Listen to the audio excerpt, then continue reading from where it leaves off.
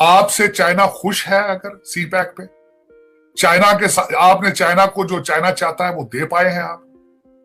ये सारी चीजों का अगर जवाब देखा जाए तो उसमें आप बिल्कुल उसमें फेल होते हैं इस टेस्ट के अंदर। उसकी वजह यह है कि चाइना का अगर देखा जाए माजी के अंदर उन्होंने कोई भी ऐसा डिसीजन नहीं लिया जो फाइनेंशियल बेस ना हो, जिनमें उनका अपना फायदा हो, वो डिसीजन ही नहीं लेते वो। आप सिर्फ इंडिया की दुश्मनी उनसे बेचने की कोशिश करते हैं, आप बेच रहे हैं। आप बल्कि इनडायरेक्टली मैं अगर ये भी लफ्ज इस्तेमाल करूं कि आप इंडिया की दुश्मनी की बेसिस पे चाइना को ब्लैकमेल कर रहे हैं।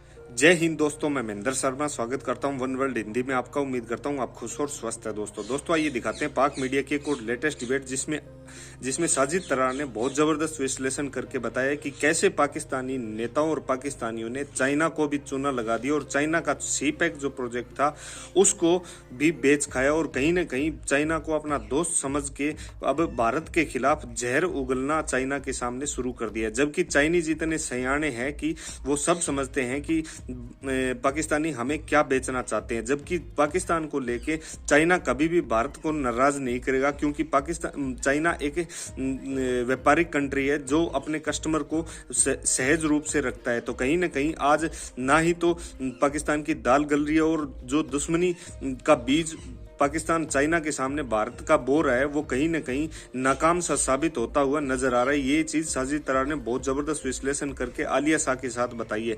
तो दोस्तों देखिए डिबेट कैसे अब इमरान खान की वजह से भी पाकिस्तान एक ऐसे गर्त में चला गया जिससे कि पाकिस्तान अब काफी समय तक निकल ही नहीं पाएगा, क्योंकि चौतरफा तरीके से कहीं तो IMF की मार तो कहीं अमेरिका की मार, तो अब दोस्त ममालिक भी हाथ लगभग छोड़ ही चुके हैं पाकिस्तान का। तो दोस्तों देखिए डिबेट और कमेंट में अपनी प्रतिक्रिया जरूर दें।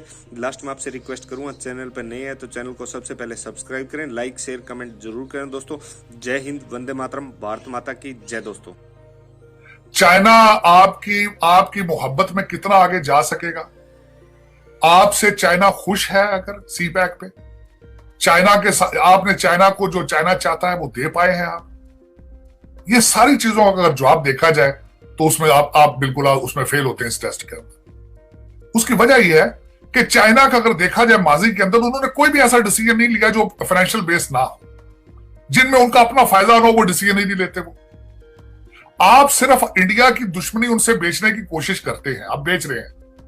आप बल्कि इनडायरेक्टली मैं अगर ये भी लफ्ज इस्तेमाल करूं कि आप इंडिया की दुश्मनी की बेसिस पे चाइना को ब्लैकमेल कर रहे हैं, तो ये भी बिल्कुल बजा होगा। क्योंकि आपने सी पैक के बहाने से एक प्रोजेक्ट पाकिस्तान में लाया, लेकिन $26 करोड़ उनका लूट लिया उनसे, वो नाराज बैठे हैं। आपका दिल होता है तो आप चला लेते हैं, दिल होता है नहीं चलाते आप। तो वो आपकी असलियत को भी जान चुके हैं।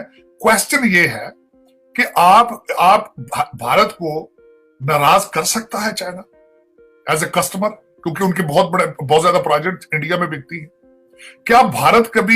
क्या चाइना कभी अमेरिका को नाराज कर सकता है एज ए कस्टमर? इन सारे सवालात के अंदर इनके जवाबात पिन्हा हैं, लेकिन इसमें आपको खुद को चाहिए कि आप अपने किसी दोस्त से सिर्फ उतना ही मांगे वो जितना अफोर्ड कर सकता है, जितना वो दे सकता है आपको, या जिस तरह के आपके रिलेशनशिप मौजूद है। आपके रिलेशनशिप मौजूद नहीं है उनके साथ। सईद मुराद साहब का दाखिला चाइना में बंद कर दिया गया था इमरान खान के दौरे में। वो इतने ज्यादा अपसेट थे मुराद सईद से। और आज भी, और मैं माजी में भी बताऊं आपके बाजवा साहब जा के उनको राजी करने की कोशिश करते रहे हैं। आपकी सियासी हुकूमतें उनको मुसलसल डिसअपॉइंट करती थी। आपकी ब्यूरोक्रेसी उनसे इतनी ज्यादा रिश्वत की चीजें, डबल बिलिंग या ओवर बिलिंग करते थे कि चाइना बड़ा अपसेट था। और इन सर्कमस्टांसेस में G20 पर या G7 पे या जिस तरीके से भी वो उतनी हद तक जा पाएंगे जितना वो अफोर्ड कर सकते हैं। इससे आगे वो ना जाएंगे, ना जाना चाहिए उनको। देखिए, मेरा एक क्वेश्चन मार्क ये होगा हमेशा आलिया, मैं समझता हूं इंटरनेशनल रिलेशंस पे, फॉरेन पॉलिसी में ममालिक जो कंट्रीज होते हैं उनके रिलेशनशिप्स किस चीज पे होते हैं? कुछ लेने देने पे। आप एज ए पाकिस्तानी बाहसीते पाकिस्तानी आज देखें, आप इंटरनेशनल कम्युनिटी को क्या दे सकते हैं, क्या ले सकते हैं? आप पिछले 20 साल में देखें आपने क्या दिया है, क्या लिया है। आप क्या एक्सपोर्ट कर सकते हैं, क्या इंपोर्ट कर सकते हैं। आपने पिछले 20 साल 25 साल तो दहशतगर्दी को एक्सपोर्ट करने में लगाया।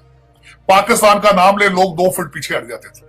आपने सॉफ्ट इमेज करने की कोशिश की, लेकिन वो भी उनमें नाकाम रहे हैं। और आज आप किस चीज पे मशहूर है? अगर देखा जाए, पूछा जाए, इंटरनेशनल कम्युनिटी से पूछा जाए व्हाट इज पाकिस्तान, तो वो कहते हैं रोग state, hybrid system, number 1 corrupt country, Nigeria और सोमालिया के साथ। तो इन सर्कमस्टांसेस में आप कितना अरसा लोगों के साथ आप कहेंगे कि हमारी फॉरेन पॉलिसी है, हमारी हिमालय से ऊपर दोस्ती है, हमारी ये किस चीज की दोस्ती है भैया? आपका बॉर्डर उनके साथ ना होता तो आपको लिफ्ट ही ना कराते, वो आपकी इंडिया के साथ दुश्मनी ना होती, आपको पूछता भी ना कोई। लेकिन आप इसकी इतनी बड़ी कीमतें ना मांगने की कोशिश करें जो चाइना आपको नहीं दे पाए।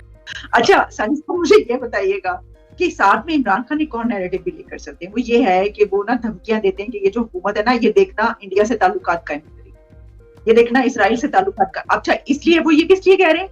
उन्होंने आगे इलेक्शन में जाना है, तो मतलब ये है कि वो देखें, क्या आप समझते हैं कि एक लीडर को इस तरह की बात करनी चाहिए कि किसी मुल्क से आप ताल्लुकात कायम ना करें, और साथ में तारीफ भी करते जाते हैं कि भारत की फॉरेन पॉलिसी तो देखें, वो तो रशिया से तेल ले रहा है, और साथ में कहते हैं देखना ये जो है ना, ये हुकूमत ये इंडिया से ताल्लुकात कायम करेगी। नहीं, दरा हकीकत असल में खान साहब वो कहते हैं जो चूरन बेचे वो बिक रहा है। इस वक्त कौम जो है वो कहती है कि इमरान खान नहीं तो फिर हमें पाकिस्तान ही नहीं चाहिए। खान साहब फरमाते हैं मैं नहीं तो 3 टुकड़े, मैं नहीं तो 9 टुकड़े। खान साहब ने देखे ना इनके साथ के जो इनके बच्चे हैं, क्या क्या तजलील लोगों की नहीं करते। आज तक खान साहब ने कभी कंडेम किया? कभी किसी एक की भी कभी इन्होंने कहा हो कि नहीं फलां बंदे ने गलत कहा है, मैं इसको कंडेम करता हूं? खान साहब ने आज तक किसी गलती को एडमिट किया हो? खान साहब के मुताबिक उन्होंने 4 साल तो गलती कोई नहीं की। और कौम एक ऐसी ऐसी एक ज़हनी बीमारी के अंदर मुब्तला हो चुकी है कि वो समझते खान साहब गलती कर ही नहीं सकते। खान साहब इज अबव द मिस्टेक्स। देखिए, जब एक कौम एक ऐसे फोबिया में, एक ऐसे सिंड्रोम में चली जाए कि वो कहें कि हमारा मजहबी पेशरवा जो है, हमारा इमाम खुमैनी गलती तो कर ही नहीं सकता, फिर उसके बाद कुछ भी नहीं होता। We are coming to the dead end now. अब देखें, आज खान साहब ने ज़िमनी इलेक्शनों के बारे में कहा है कि धांधली भी होगी लेकिन फिर भी हम जीतेंगे। देखिए, कभी ऐसे हुआ है कि धांधली के बावजूद आप जीत जाए? इन्होंने कहा है कि हमें हरवाया जाएगा फिर भी हम जीत जाएंगे। देखिए, और बिक रहा है वो। ठीक। अच्छा साहिब साहब, एक अहम बात ये है कि आज एक तो राना सनाउल्लाह ने ये कहा कि जो IMF है वो हमें तिगनी का नाचने जा रहा है, और फिर मरियम नवाज ने भी एक बड़ा ही धांसू किस्म का जलसा भी किया और उन्होंने भी धांसू किस्म की तकरीर वहां पे किया। अच्छा, उसमें उन्होंने ये कहा कि IMF जो है वो अब नाक से लकीरें लगवा रहा है और इमरान खान ने खजाना खाली कर दिया। तो सर, इसका मतलब ये हुआ कि IMF वाकई हमें तिगनी का नाचने जा रहा है और नाक से लकीरें लगवा रहे हैं पाकिस्तान की? देखिए, बिल्कुल लगवा रहा है। उसकी वजह यह है कि आप अपने मुलाजमीन की तनख्वाह भी नहीं बढ़ा सकते उनसे पूछे बगैर। आप देखें कि आप जिस तरह उन्होंने आपकी टैक्स ब्रैकेट क्रिएट की है, जिस तरह उन्होंने कहा कि हमें टैक्स कलेक्ट करके दिया जाए, तो ये नाक से लकीरें लगवाने की मुतरादिफ है।